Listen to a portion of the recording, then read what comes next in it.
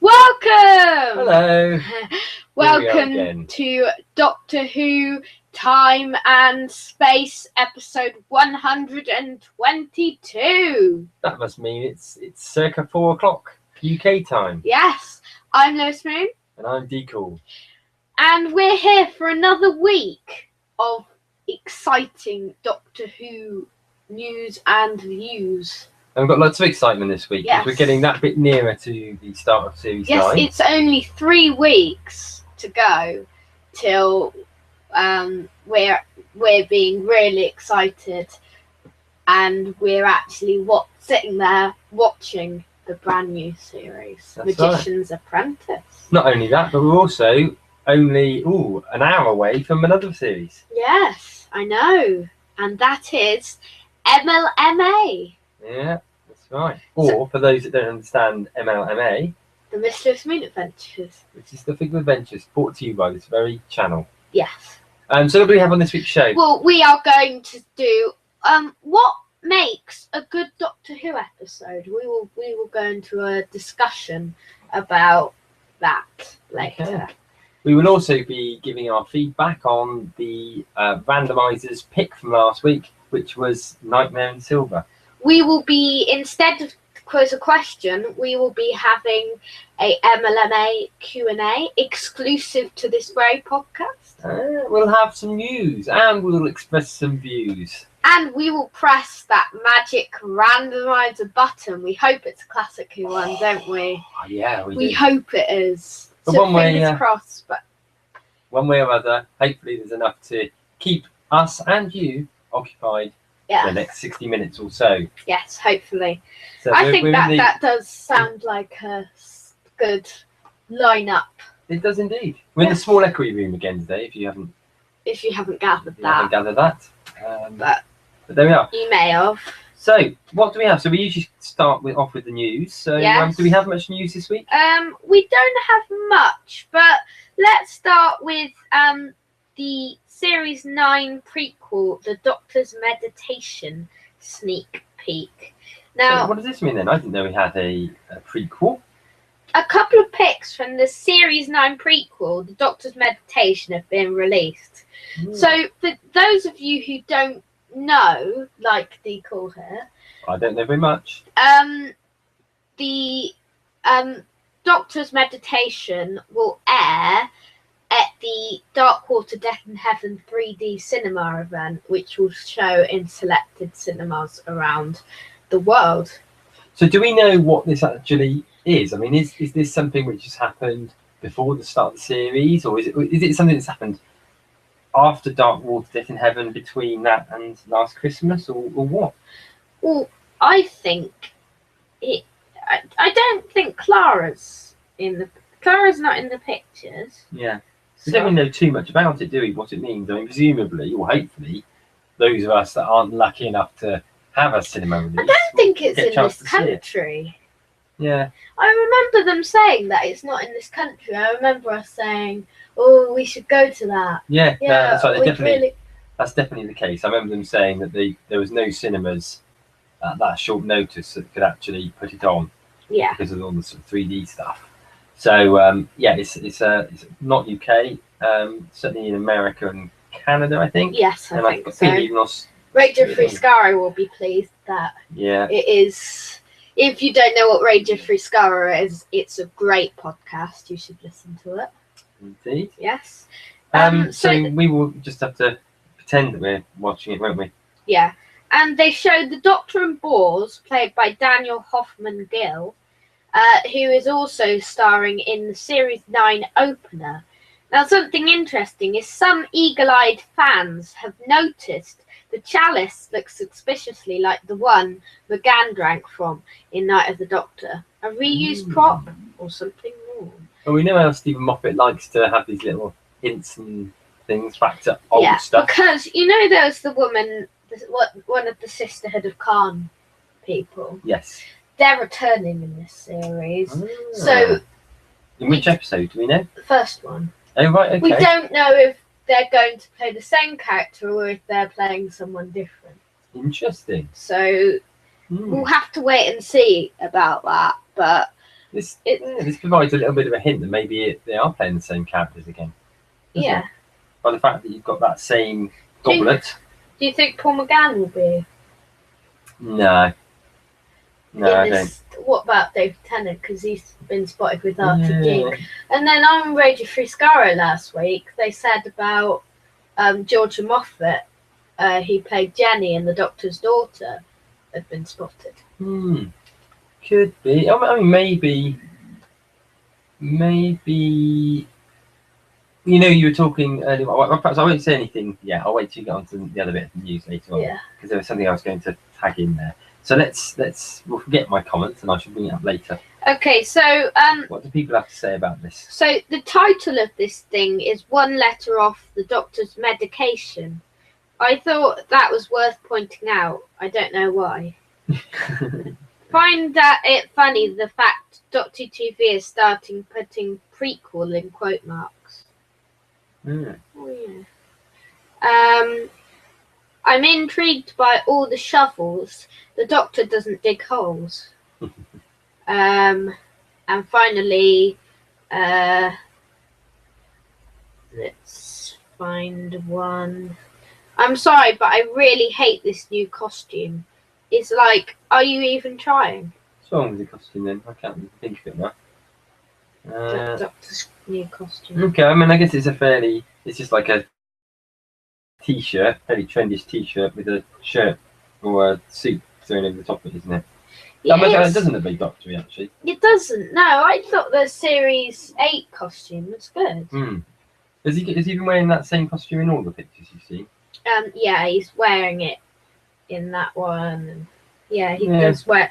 Not in episode 10. He wears the red velvety. That's more like it. Yeah, I like that red. Yeah, the other one's just a little bit. Yeah, a little bit throwaway, isn't it? I'd agree with that person's comment. I do too. What do you think? What costume would you make for this Doctor?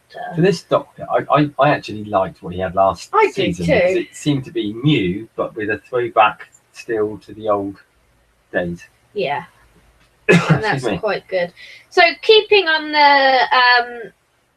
the theme of screenings, Magician's Apprentice: The Witch's Familiar is getting its own screening. So BAFTA Cymru presents an exclusive preview of the new series of Doctor Who. The two-part story stars Peter Capaldi, Jenna Coleman and Michelle Gomez and was filmed in Cardiff earlier this year. Directed by Hetty MacDonald, produced by Peter Bennett and written by Stephen Moffat, this is the only screening of both episodes ahead of their transmission on BBC One this September. The double bill screening will be followed by a panel Q&A session with Peter, Jenna and Stephen, joined by executive producer Brian Minchin, hosted by broadcaster Jason Mohammed. Please note tickets are only available through this site. What's the site, I wonder? There's a link to it in the show notes. Okay. And we request that you do not contact the BAFTA Cymru office when tickets have all been sold out. Okay, and I bet they've already been sold out anyway, didn't they? I bet, because tickets were available from Thursday. Yeah. And it's taking place on 10th of September at Cineworld Cardiff, Screen 9, just in case you have the chance. Wowza. So, Magician's Apprentice, Witch's Familiar. What do you think will be the best bit? What do you think will be the best part?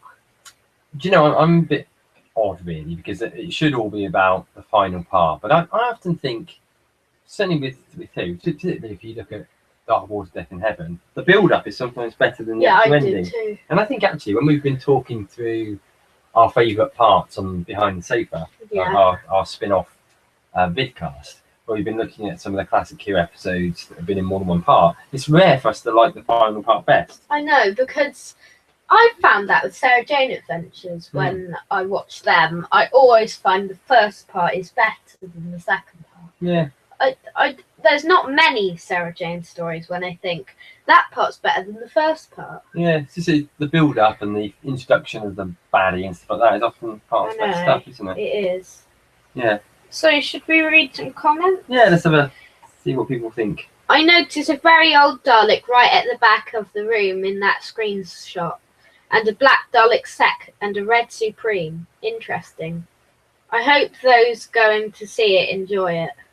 And someone says cries. Yeah. Must be expensive, as there is no mention of the price anywhere. I just hope no one spoils it for the rest of us. And finally, are they sold out? And I think it says, yeah, I think I got the very last one for my friend, someone says. Yeah. Never mind, it's always going to sell out quite quickly, isn't it? Yeah. We'll get to enjoy it not long after. We will. And the good thing about it is when you're watching it then, when you're live, like on 19th of September, you get it every week. Yeah. Otherwise, you have to watch the same episode again or wait 2 or 3 weeks for the next. And waiting's hard enough as it is, isn't it? Yeah, I know. I know. With Game of Thrones, initially I watched the first 4 series like in box sets, so I was cramming in loads of episodes each time. And then when it got to the 5th series, which was live on TV at the time, I had to wait a week in between. I know. And it was hard work. I wanted to sort of cram it all in. And I'm sure what would you rather? Would you rather wait a week, or would you rather watch, say, a couple of episodes back to back? It depends how good the episode is. I mean, we don't know. Series 9 could be really disappointing in our opinion. That'd be great. I don't think it will be, but you'll see our opinions in 4 weeks when we've actually watched it. Yeah. But I don't know. Because I like the excitement. Yeah. But also sometimes you think I can't wait that long. Well, the thing, this is going on to a tangent now, but the thing I notice is the best episode always looks like the final. And you want the final to come, but at the same time you think it's going to end. And also, you know that judging on what we've said earlier on, inevitably it won't be as good as the build-up. No. But yeah, it's an interesting thought, really. I personally, I've forgotten where I was going with this. Come on, what were we talking about? The would you watch it back to back? Yeah. I bet if when Dark Water had finished, you could have carried on watching it into Death in Heaven. You'd have wanted to. Yeah, I would have, because at the end I was like, no. That's right. I can't wait another 7 days. Or when In the Forest of the Night was on, I was like, it's calming. I like, luckily I'm not too excited. I won't be pushing on the time to the next story. And then when the next time came on, Dark Water. And it's like the best next time trailer ever. Yeah. And I'm like, why would it come now? But sometimes you have to wait. Sometimes you have to wait, and sometimes it may even be better to wait. So, do we have any other news? So, Doctor Who nominated in 2015 BAFTA Cymru Awards. So, Doctor Who's received 5 nominations in the 2015 BAFTA Cymru Awards. Peter Capaldi and Jenna Coleman are up for Best Actor and Actress, respectively. Will Oswald for editing, while the production team gets nominations in special and visual effects and titles and graphic identity. So what read out these nominated categories. So the Doctor Who nominated categories in full. So actor, Richard Harrington in DCI as DCI Tom Mathias in Why Joel Hinterland's Fiction Factory S4C. This one, I wanted to see you. I wanted to see you read out things in Welsh since it was. Peter Capaldi is the Doctor in Doctor Who Dark Water, BBC Wales. Mhm. And Rias Ifnans as Captain Cat in I Went Out. Batty Films. Yeah, no idea what that is. S4C. Okay, what do you have in the actresses? Well, no, it's more Welsh stuff. I'll just read us the Doctor Who entry in each Okay, category. so Jenna Coleman as Clara Oswald in Doctor Who Killed the Moon. Okay, and those other things. Editing Will Oswald for Doctor Who Dark Water. Yeah. Special and visual effects. Production team for Doctor Who Last Christmas. Okay. Titles and graphic identity. Production team for Doctor Who Deep Breath. Okay. And that is it. Okay. If you want to see these other entries, rather than us trying to read it in Welsh, you can probably click on the link in the show notes. It probably use up quite a lot of time. Yeah. Link in the show notes, I Yes, assume? a link in the show notes on Mistless Moon Mistless Moon Adventures at weebly.com. Okay. Do we have? Are you gonna have any comments, or Yes, just gonna comments. You are okay, right? Okay. Nice one. Hope Peter and Coleman can get something. That'd be excellent. Brilliant. Good luck. I feel like I've won every time I watch Mr. Capaldi. Anyone who does their job that well should be recognised for it. Yes. Well done to Doctor Who. I wasn't all that fond of Series 8, but well done anyway. And good actors, bad scripts. Peter and Jenna shone in Mummy and Flatline, but Kill the Moon and Dark Water not as much. I don't know where you're going at one. Dark Water? Yeah, I'll Kill the Moon as well. No, I know. It's definitely one of opinion, isn't it? I mean, I know some people that have said to me, oh, "I love that new Doctor," and other people that don't like him. So Yeah. it's definitely Yeah. it's definitely I've got that as well. It's definitely an opinion. Yeah, it is. Definitely opinion, and I think probably shaking things up far more I know. than any previous Doctors for some time. But I suppose more people have said to me, "I love that Doctor," than people have said not. Like my family and friends have mostly said they enjoy that Doctor. I was talking to somebody that I work with the other day who said that they don't like him, and their favourite Doctor is David Tennant. And I said that probably makes sense, because that's my least favourite. but it just sort of shows you, it's coming at it from a completely different angle. And David Tennant was a very family-friendly. Anybody could probably enjoy watching his episodes. Yeah. Whereas perhaps it's a little bit more. They're good savage. episodes, but not. I see where you're coming from on your opinions on the 10th Doctor, but I don't necessarily agree with them. Yeah. He introduced me into Doctor Who, and so I congratulate him for that. He's not my favourite Doctor, but he's somewhere near the top. Yeah.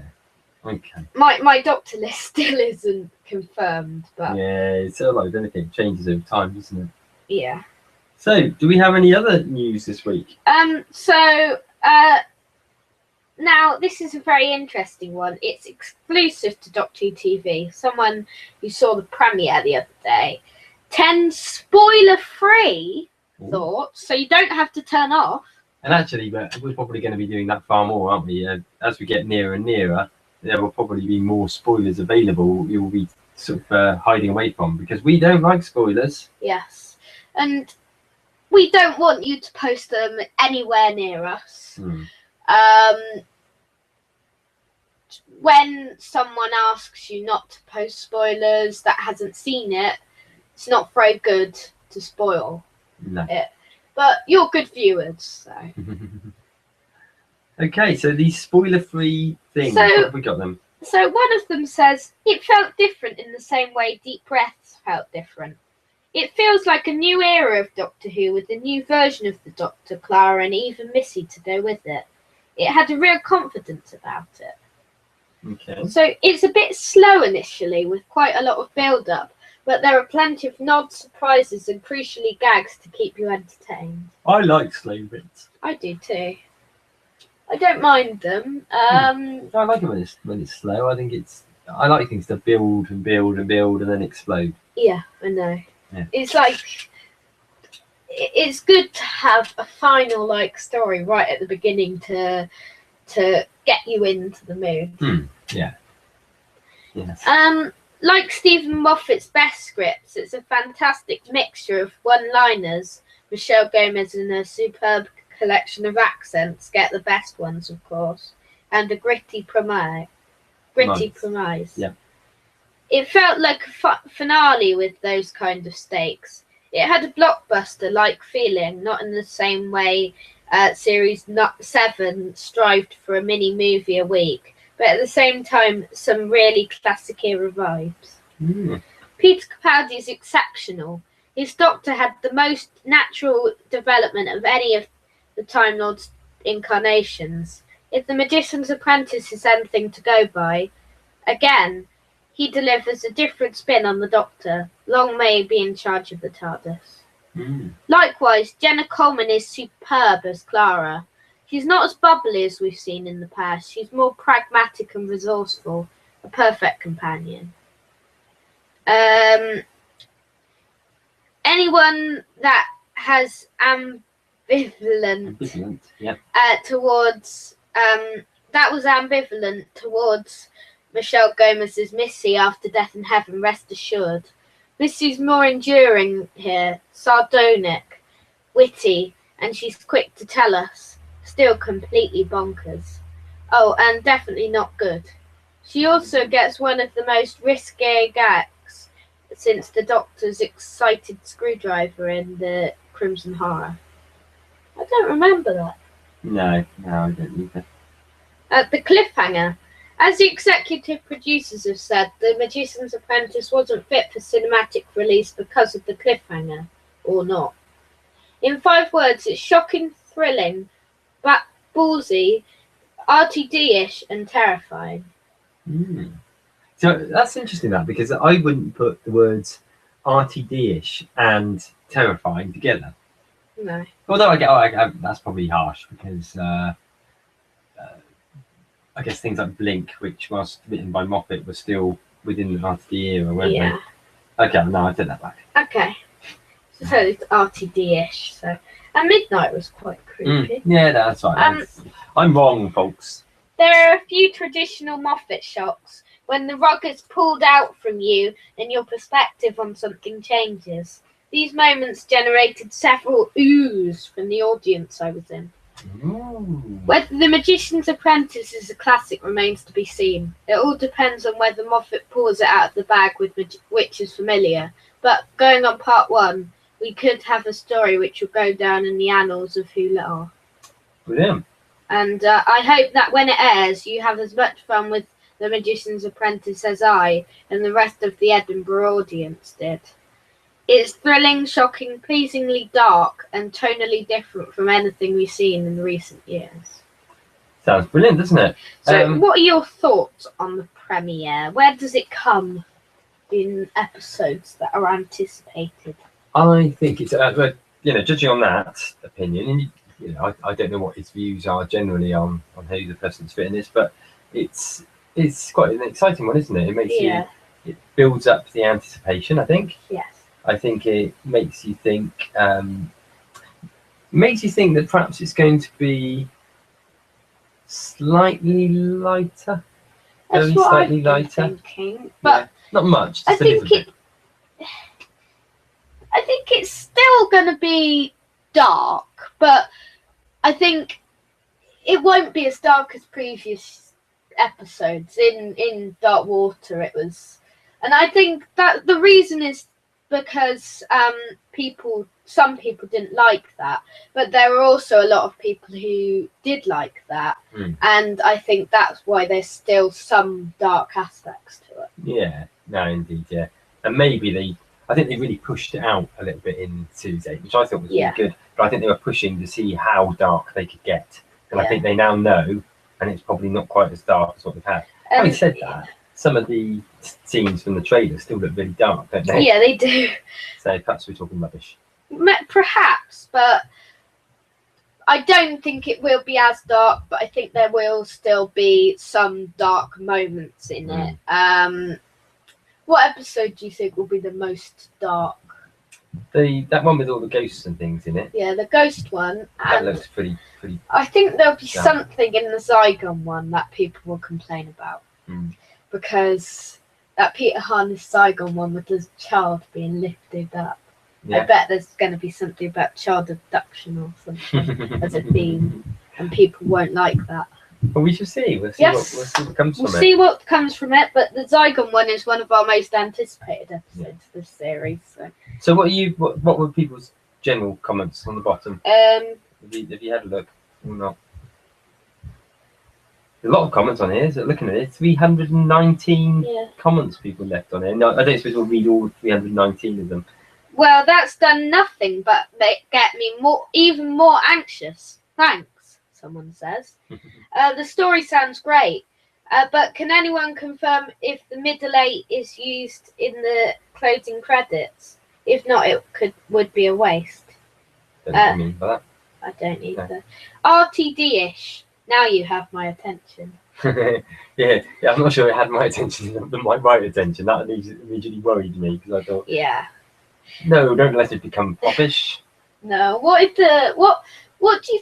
Now we're going on another tangent, like always. But do you think the Stephen Moffat era one day will become a bit too foppish and a bit too weak, like the RTD era? Do you think there'll be no. Do you think there'll be a companion like Donna anytime soon? Oh, I hope not. Maybe Please, maybe Sean's in it. no. I think he will make it more light-hearted, and I think that's responding perhaps to some of the criticisms of the last series. But I think naturally his episodes, even during RTD, were the darker edged ones. Yeah, they were like and people's Empty Child and Blink and Silence in the Library. And whatever anyone says, those that complain, in the end, the majority of the best episodes, and this isn't just my opinion, but also when you look at it in the polls, the majority of the best episodes were from that era. Yeah. Were from written by him. Yeah, So- like Day of the Doctor is right at the top. But then even after that, when you look at it, your Blinks, your Empty Child, they're all written and they're all slightly dark. Yeah, they are. So I can't see it changing too much. I think it would be a slightly lighter series, but I only do, but nominally. only very, very slightly. Mm. Okay. Okay. Do we have any other news? No, this we week? don't. Okay, so that Just moves us turn on it to our next item then. Yes. So now we're going to move on to the main feature of this week's show. So move away from the news, and we are going to talk about what needs to be in a good Doctor Who episode, and why episodes have become good because of that. Okay. Okay. Who's going to start with this then? You can start then. Okay, I think first of all, if we were to think about what works and what doesn't work, I think it always needs to have a good villain. Yes, I do. Okay. To make it strong. I think it always needs a bit of character development as well, because you need to definitely in New Who. I think the core is around the Doctor and his companions, and I think if you didn't have a development, then people would get bored. Yeah. Because they think same old, same old.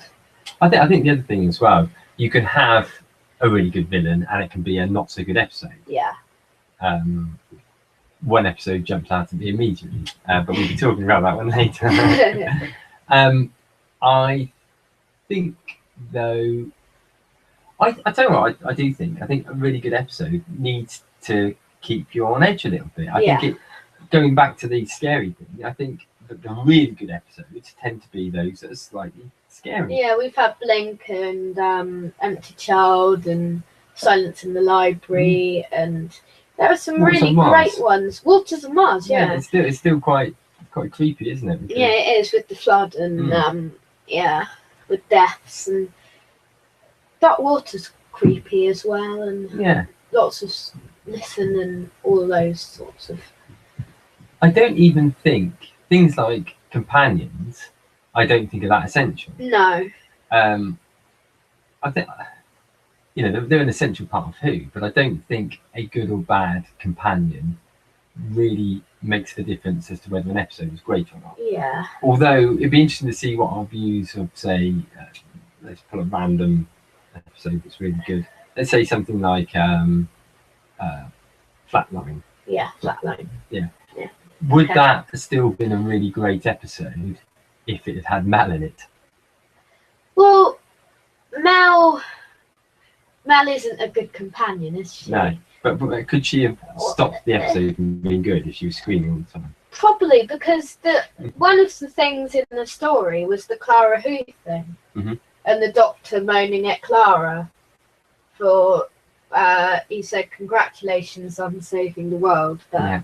at the same time, you impersonated me, or something along those lines. I think, going back to this sort of scary Yeah. sort of idea, do you think if you were to take one of those episodes from a non-particularly strong period, so let's think around that era that we often have talked about, particularly the first series of Sylvester McCoy. Yeah, I know. If you were to take that episode and have it being remade now, let's look at something like British and Galaxy. Yeah? Okay, yeah, If my you- least favourite episode ever. Yeah. Some people may disagree with me, but If you were to take that episode and remake it now, still with Sylvester McCoy as the Doctor, still with the same companion, who can't think was it Ace at that point? yeah, it was Ace. Yeah.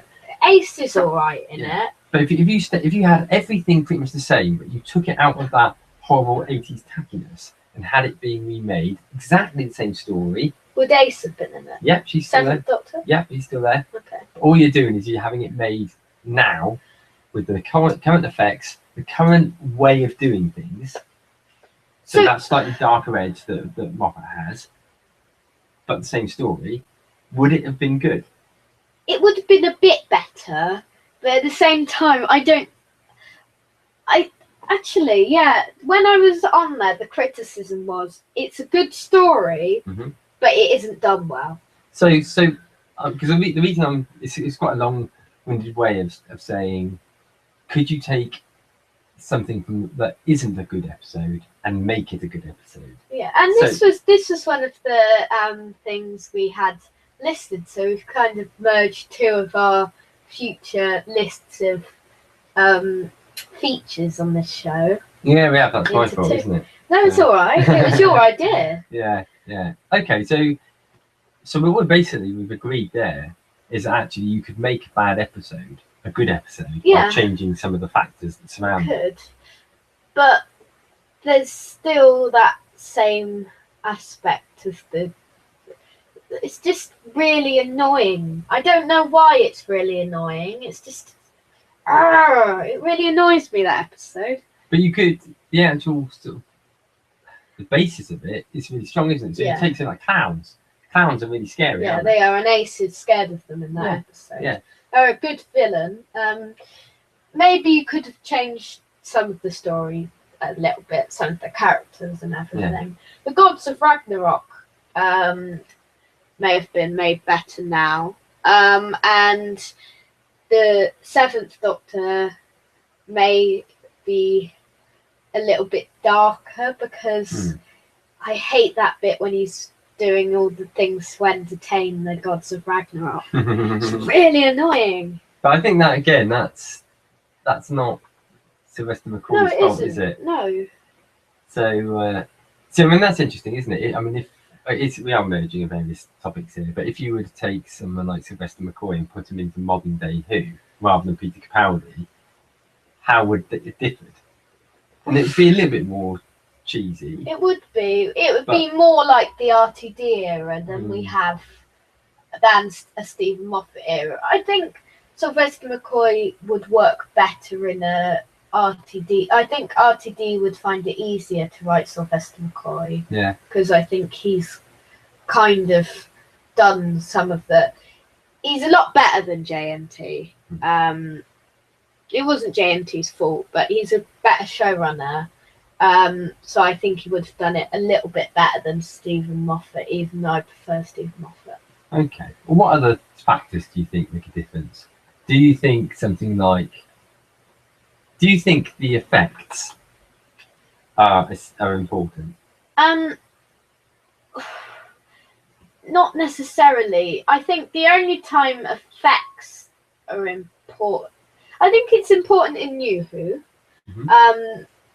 but I think they need effects in the final. I think they need a big bang to end off on, and maybe even in the premiere. But it definitely doesn't make a lot of difference when it comes down to the great scheme of things, is it? I mean, if you were to look back at, say, Terror of the Zygons, for instance, and the Loch Ness Monster in it, I know. looks really nuts, doesn't it? But it doesn't make you think, I can't watch this because... Terror of the Zygons is a great episode. So it's still classic. It's a classic episode, isn't it? Even though the effects are dated, and that's all it is, it's just the technology's got so much better, it's still a great Doctor Who episode. Yeah. Let's see, what else haven't we talked about? Music. Yeah, music, okay. So, do you think, I mean, somebody was talking there about music and one of these other episodes about choosing music, I can't remember in what context, but does that make that much of a difference? Music. I think there's been some really good music, but I don't know if it necessarily makes a difference. Sometimes it makes quite a cinematic effect to it, but I don't know. I don't think it would change anything. I think in the Sylvester McCoy era, there's music at every moment, and I don't find that effective. Okay. I'll tell you what I do think is quite an interesting one, and it's not the be all and end all of everything, but cliffhangers. Oh yeah, cliffhangers. That's what I was thinking about earlier. Now, as I say, it's not. There's a lot of very, very good one-part episodes. So we talked about things like Blink, for instance. Yeah. One of the and best Dave's episodes. Doctor. Yeah, all one part. Name's the Doctor. No cliffhangers. Listen. But if you think throughout Who history, in the old days, they virtually all had cliffhangers, didn't they? Some were great. Some of them were not very good. No, there's that cheesy moment where in Dragonfire when the Doctor's hanging on the cliff with the umbrella. See, that's a good one. I like that. It is classic Doctor Who. It is. Yeah. It is one of the most memorable cliffhangers ever. Yeah. I don't mind that scene, but it is a bit cheesy. Yeah. Is there anything else that you can think of that you would say that is the ingredient for a great Who story? No, I think two-parters. What do you think two-parters or multi-part stories make a better effect than an actual one-part story, or do you think it doesn't make any difference? I think generally it makes it better because you build up. It gives you longer to mould the story. Yeah. And then it gives you that opportunity to do that big cliffhanger that you talked about. It gives you a whole world of Doctor Who. It just grabs you and you can imagine it. And then you sort of had predictions more about what's going to happen next after the cliffhanger moment. Yeah, no, that's right. What is going to happen? You're thinking. You're like, and it also grabs you because you think, going back to cliffhangers, you think, I need to watch that next week. Yeah. And I think, yeah. So, directors. I think, I don't necessarily think that is key to being. Neither do I. But a good story is a good story, isn't it? Yeah. The thing is, what I hate is when the director is credited before the writer, because the writer's written everything, and the producer's done everything and paid for everything. And then the director's credited higher than both of them. Yeah. In the end, it's all about names, and if someone's got a more famous name, Rachel Tallahay. Who's more famous, Rachel Tallahay or Stephen Moffat? Arguable, isn't it? Yeah. It's arguable. But there we have it. I think I've run out of things to say. Actually, I think that sums it up. Yeah. It'd be interesting. Can I just ask a very slight alternative question? Yeah. What do you think is a common theme for rubbish episodes? Well, they usually have no character development, a rubbish-looking monster, terrible effects, and music which is really rubbish. And it usually come from the 80s. And it usually comes from the 80s, yeah. All of the worst stories come from the 80s. Yeah. And then there's some New Who stories which are very unpopular. Okay. Does that wrap up that particular I think item? it does. Okay. So, do you want to move on? Yeah. So now we were talking about earlier monsters, and you mentioned that you said there was one monster which you thought which was great monster, but it was used in the wrong episode. What was that? I know what you're talking about. I think I was going to use it as to lead us on to the next item. Yes, I know. Really. So we are leading. So I'm thinking the Cybermen.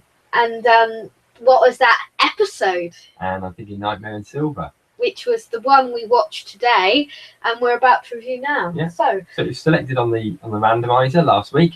We groaned because neither of us were that keen on it when it was on. yeah, I know. But we thought, well, we'll give it another view, see what we make of it. Now, can I say something about this story, or do you go to the story? So I give a little update. Yeah, okay. Okay, so in terms of a very, very brief synopsis of the story, the Doctor, Clara, and the kids that Clara looks after, Unati. appear on this moon-type planet. The Doctor's taking the kids there really to take them to this great theme park, space theme park. As it happens, it's closed down. I'm just thinking. I'm trying to remember how it led up to this. What's the episode before Nightmare in Silver? Crimson Horror. At the end of that one, the kids find out about Clara, don't they? Yeah. And that's sort of the lead. About Clara being in Victorian. Yes, that's right. So anyway, they get to this place. The amusement park's been closed down, and there's this geezer there whose name I've forgotten. I don't even remember his name, but it's the guy Mr. Weebly. The guy from Being Human. And he's got this. No, I'm not going to say actually because it's a good jumpy moment. And but basically, well, no, I'm gonna have to say it because we've already revealed who the monsters were. And there's a Cyberman there, basically. And the Cybermen they've increased their abilities actually, because now, as soon as they sense some form of weakness, they just pause for a couple of seconds and upgrade themselves to better manage it, which is a little bit cheeky. It is, yeah. A bit cheeky. It's like a cheat mode. And one of the things that happens is using these cyber mites, which are a little bit of a smaller, more effective cybermat. Yeah. Sort of link into the Doctor and start to try and take him over. And a lot of the episode is based around the Doctor battling with his brain, which is half Doctor, half cyber planner. Cyber planner. Mr. Clever, let's call it. Yeah. So that's the background to the story. Okay, I'm gonna say on this story that I liked it better than I did the other times I've watched it. I've watched it 2 or 3 times before. I've liked it better than before, but at the same time, it just feels like it's a wasted story. There could be some bits done better. The chess bit really annoys me and you, doesn't it? I hate that bit. Yeah. In fact, I don't like the whole of that bit with the Doctor's battle. Yeah, and some people like that bit, but they don't like the chess bit. Well, it annoys me. I think the Doctor battling with his own mind is an essential part of the story. It is, yeah. But I just think they could have done it better. And I hate the chess bit. I hate it. And I also, it's just quite a rare thing for me to say, I really like Matt Smith as a Doctor, but I didn't like Matt Smith's portrayal of him being controlled by the Cybermen. I hated it. It wound me up because it was just a bit cheesy.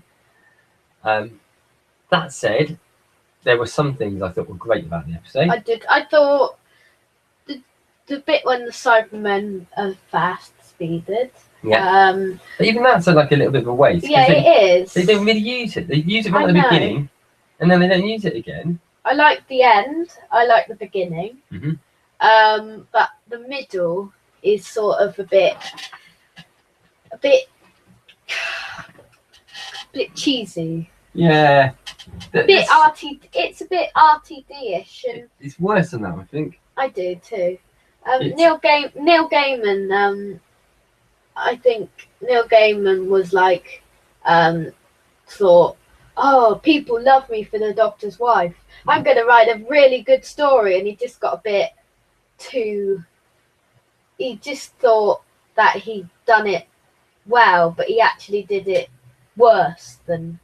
He's a really renowned writer. He is. But I don't like what he did with this one at all. Neither do I. I'm not. I think Doctor's Wife is an overrated episode, but it's a lot better than this story.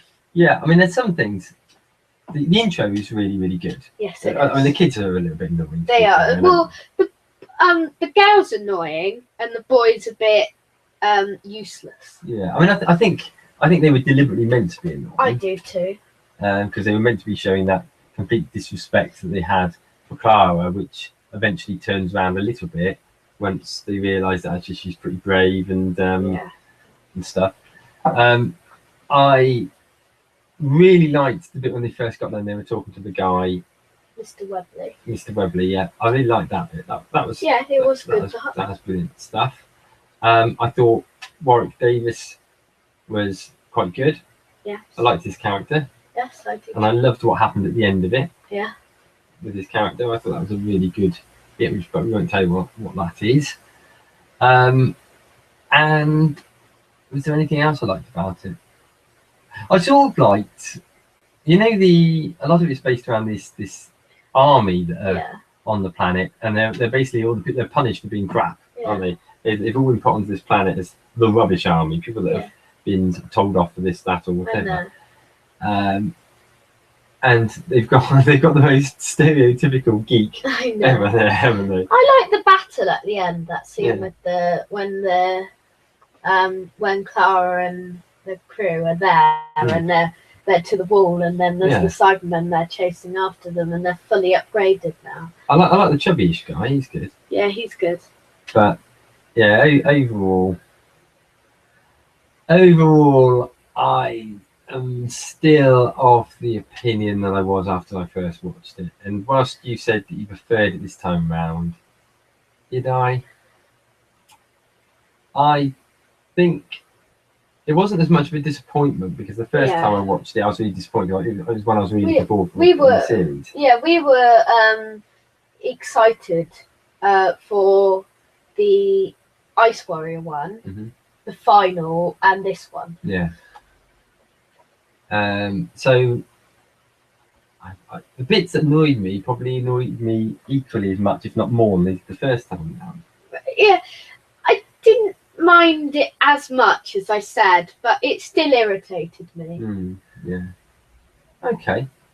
Have we talked enough about it? Should we get into the scores? So, what do you rate the monsters? The monsters themselves, the Cybermen looked quite cool. Still not as cool as they looked in the old days, obviously. As in the black and white ones. Great new abilities. Just a shame we didn't really get to see them use it. Yes. It was a real waste, actually. You give them the ability to upgrade themselves, and basically, they all of a sudden they become pretty much invincible, don't they? But they didn't capitalise on that at all. Now, whether that was because the whole thing with it being a one-part episode, is like with a lot of Series 7, was quite rushed. I don't know. Maybe it was that. I just don't think it was. I think it was. No, it wasn't a rushed episode. Yeah. I definitely wouldn't think of it as rushed. Yeah. I agree with you that most of Series 7 was rushed, but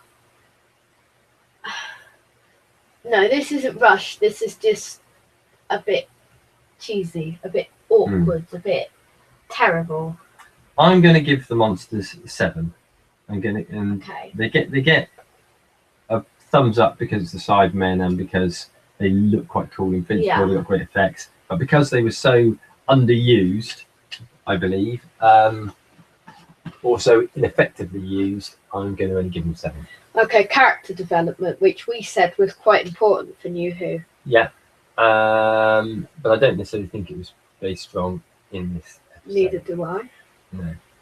No. Although, I mean, you had that sort of the basics with the, say, the kids that Yeah, suddenly Andrew getting and Tony from being a bit naughty and not appreciating everything to all of a sudden quite liking Clara because Yeah. he saw her as a bit of a heroine. But it's on the bits, on the edges. 6. Excitement.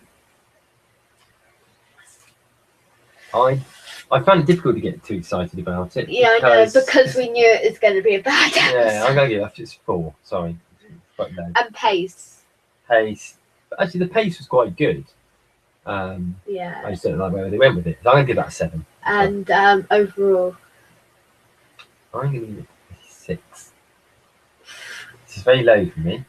I don't know, a 7. Yeah. It's not as bad as Greatest Show in the Galaxy or Twin Dilemma or What it is, though, I mean, because we've been writing or down, The Dominators, we've been keeping a bit of Paradise a, Towers or Time the Rani or we've been keeping a chart, haven't we, of each of the ones that have come up on the randomizer and placing them in an order. And it's right at the bottom of mine. yeah. I can't remember how many we've got in there now. 50, 32. 32, is it? 32. So it's 32nd for me out of that. It's 31st for me. And I can see it staying at the bottom for quite some time. I prefer it than the Leisure Hive. Mhm. Actually. No, I've read the Leisure Hive. So there we have it. Would you recommend it to people? I wouldn't say this is the episode that you should watch, but is it worth a go? I don't know. I wouldn't recommend it to people as a first episode. No, I'd I'd recommend recommend. there's other episodes I'd recommend. not Yeah, this there's a lot of other episodes that I'd recommend before this, but one. At least 31. if you know you're a Doctor Who fan, then pit it. Then if you've watched loads of episodes, then I think, yeah, give it a go. So there we have it. Nightmare in Silver. Nightmare in Silver. Okay, let's hope we don't get to watch Nightmare in Silver again next week. We won't, because we'll press it again. Because it is that time. Oh, now. yeah, I forgot It's the about time that. now where we press that magic button to find out what is going on with the randomizer. Ready? Okay, so just as a quick reminder, randomizer equals spreadsheet with every episode of Who, macro built into it. We press the button and it tells us what we're going to watch next week, Okay. unless it's something which we don't have, doesn't exist anymore, or if it's got something that scares Lewis, or we've seen before. So, There's a lot of exceptions. yeah. Okay, Okay. so what do we get? We can't get that. Okay, Not enough of you here. okay, press it, we can cheat if you like, no one would know. Okay. You watched that one? Seen that recently. Yeah, so I've we've seen seen that one. The New Who. Yeah. Yes. Okay, Yes. so we pressed Yes. the button, we pressed the, Yes. we cheated and pressed the randomizer about 750 times, but it kept coming up with things we'd already seen. So instead, Great. we get Inferno. in. Oh, I'm so excited to watching this Okay. one again. 7-parter. John Pertwee. Excellent. You've never Excellent. seen one I've with not. Liz, have you? Have not. Have I? Not sure whether I have or No, you haven't seen Spearhead from Space. No. The No, I've Doctor seen in clips of You've them. seen clips, but you've not seen the full episode. Yeah. This is a great one. Okay, Okay. well, we look forward to this then. I'm looking forward for it. So there we have it. We did cheat a little bit with that We randomizer. did cheat a little We bit, won't but normally, but we won't review that next week, will we? 'Cause- it's a 7-part. Probably not. No, No. probably be a gap next week. Yeah. So how many more randomizers have we got to the new series then? Well, now Will we have any more? let me work that out. So we won't review that next week, but the week after, when it's 1 week to Mhm. go. One more. We will, yeah, one more after, yeah, one more. But we'll have to make it a new Who. Yeah, we'll have New to Who make it a randomizer. new Who. Yeah, that's or a classic Who that's 2 to 4 parts. Okay. So there we have it. That's what we got to look forward to. And Yes. I'm quite excited about that one. Yes, I I am. I'm wetting my willy because I'm so excited for that. Okay. So that brings us on to the final part of this week's show. Yes, which is our MLMA Q&A exclusive to the podcast. Now, Decool's going to be the host on this, who's going to interview the figure adventure Peter Capaldi, me, the showrunner, and Polly Wright, who plays Lily Eden. So let's roll the Q&A. So as a bit of background for people that don't know, the Mr. Lewis Moon figure adventures have been going for quite a number of years now. This is probably about year 4, and they're basically figure versions of the Who adventures, and we're on series 5 of them. So we have with us today the people that we've already mentioned. I won't go through all the names again, but I'm going to ask a series of questions, and we should get views back from the various people on the panel. So first up, we'll ask this one to Lewis as the showrunner. Yeah. Okay. What can we expect to see in this series that we haven't seen in previous series of the Figure Adventures? Well, I think you should expect nothing this series because we have Dara here as the new companion. She's brilliant. And I think the actress is brilliant. I just think we got lots of things this series. I think there's better effects, better stories, better character development, better everything really, better shocks. Okay. Got lots this series that I think you at home should be looking forward to in the next 13 episodes. Okay, Figure Adventure Peter Capaldi. Yes. If you could sum up for us, well, first of all, if you could tell us the name of the first episode, which will be being broadcast immediately after this podcast. It's Dara, by the way. It's Dara. And could you just tell us a few things about Dara, both in terms of an episode and a companion? Well, Dara is a great script. It's all about the Doctor getting to know his new friends, but when he goes to Earth, he finds out that he has a lot of things to worry about. Not only a department store there's a portal in, which leads them to some very unexpected places, but it also he also has to meet Dara, and she's not who he expects her to be. Okay. Lewis, if we can ask you another question. Yes. Can we expect to see a lot of classic Who monsters in this one, or are we looking at new villains? Well, we've got a mixture of them, really. We've got you've got new monsters like Mexican Dream Bug, and we've also got some monsters like Sexophons in episode 7, and new monsters in episodes 7 and episodes 8 and 10, and some monsters that have been in Miss Lewis Moon Adventures before, like Korgata and the Hydrocorians. And then we've got some old villains. Some of you saw in the trailer. Dara's got Autons, and it's also got Korgata in, who is in Dead Magic Strikes. But it's got more classic villains, I think. Okay. Yeah. Before I ask Polly any questions, I'd just like to ask both Lewis and Figure Adventure Peter Capaldi whether what your favourite episodes are from the forthcoming series. Which ones do you think people should be most looking forward to? Who should go first? You go first, Peter. I'm gonna say the episode that I think people are going to be most looking forward to as Fallen, Okay. which is episode 8. Also, Deco says that that's his favourite as well. It is indeed. Yeah. Yes. And we're currently working on putting the finishing touches to that one at the moment. Aren't we? we are. And Lewis, what's yours? Deco's episode 6. His first episode this series, which is Jungle. He captures the Doctor very well.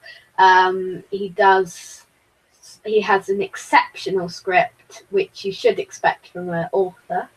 And also, there's some great supporting cast members. So, great one to look forward to.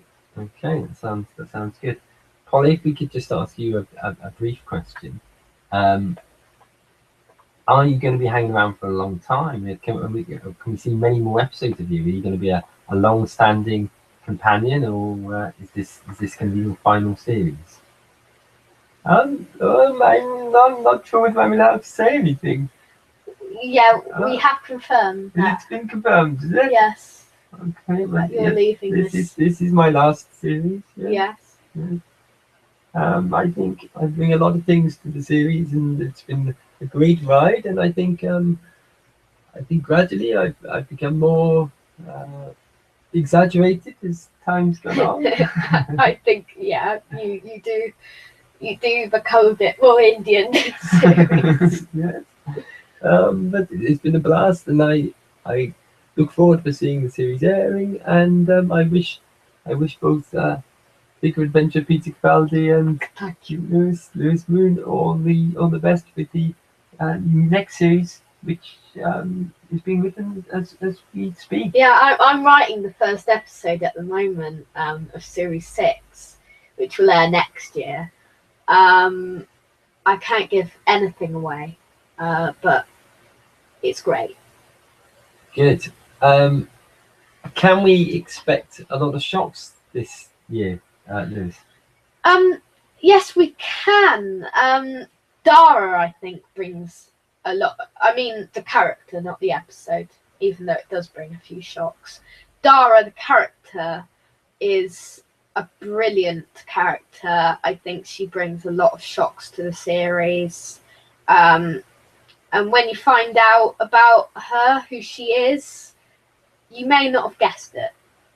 But also, we've got the cliffhanger of episode 12, which we confirmed the other day. The name is War and Death. That's the last story. We have a cliffhanger there because it's a 2-parter. And if all of the titles are one word, One word, yeah. Is that a deliberate thing? Yes, it is a deliberate thing. I just find it effective Okay. to have all the titles related in some way. Peter, Yes. are there other episodes do you think that people find scary? I think they're very light-hearted. They're not necessarily meant for people who find things scary. I think they're meant for everyone, really. I think they have a bit for everyone. Not necessarily. There may be some bits which people find a bit creepy, but not necessarily. Okay. And another question for you, Peter. Yes. Are you going to be hanging around for long? Um. Do you think are you going to be around for as long as Tom Baker is around for? Not as long as Tom Baker. I think. Can I hand over to Lewis on this one? Yes. Okay. Oh yeah. Sorry.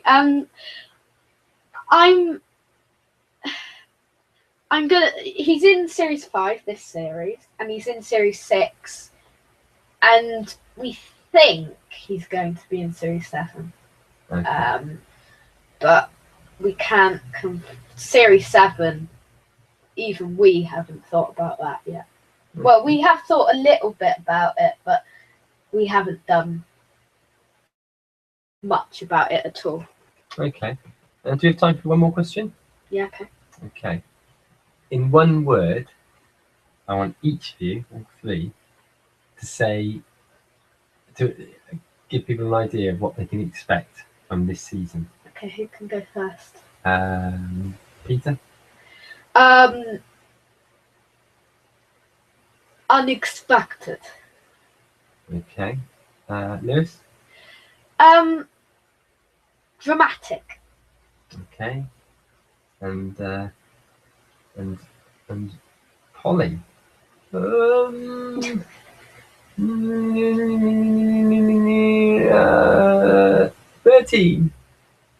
Okay. Okay. So there we have it. So that's probably about it for this interview. I hope as soon as this podcast is over, click onto the Mr. Lewis Moon YouTube account, and you will find hopefully the first episode. Dara, I think it will to... be aired straight after this podcast. So right now, in a sec, when you finish listening to this, then it will be released. Fantastic. Or if you're listening to it in the future, that may sound a bit weird. Yeah. So I'd recommend watching, but you should have watched this before the Mr. Lewis Moon Adventures. Okay. Well, that's that then. So, what have we got in next week's show? Next week, we are going to have an investigation into what is the most, the past, present, and future of Doctor Who, an investigation into what's been the most period time and what we think of each category. Okay. We're going to Comic-Con tomorrow, so we'll in Bournemouth, so we'll be giving some feedback on that. Perhaps. Yes, maybe we'll be talking a little bit about what we thought of that. Yeah. Yes. Yeah. We'll have news and views. We will be reviewing the beginning of Inferno. Okay. First 3 or 4 parts.